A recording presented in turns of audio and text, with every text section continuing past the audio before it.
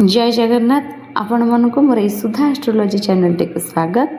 आज आम जाना कर्क राशि व्यक्तिविशेषकर स्वभाव विषय रे एमानकर व्यवहार अन्य मानक प्रति केमिति रही है, क्यारियर और वैवाहिक जीवन एमानकर केमिति तेबे चलतु जानिबा। कर्क राशि राशि चक्र 4 नंबर राशि। कर्क राशि स्वामी होउछंती चंद्र। एहार प्रत्येक होउछि कंकड़ा। कर्क राशि लोक मैंने निजर परिवार को बहुत भल पाती। एमाने बहुत भावुक और चंचल स्वभाव होता। एमानक मूड सब बेले ठीक रहे ना। केतेबेले एमाने रागी जाती तो केतेबेले पूरा शांत। चंद्र परि स्वच्छ एमानकर मन।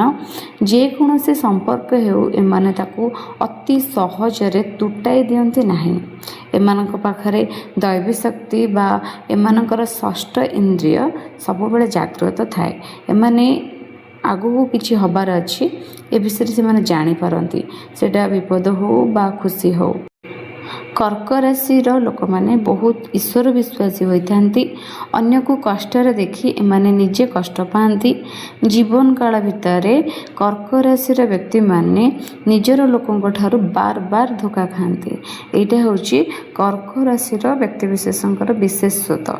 एमाने समस्त ठारू बार बार धोखा खाती।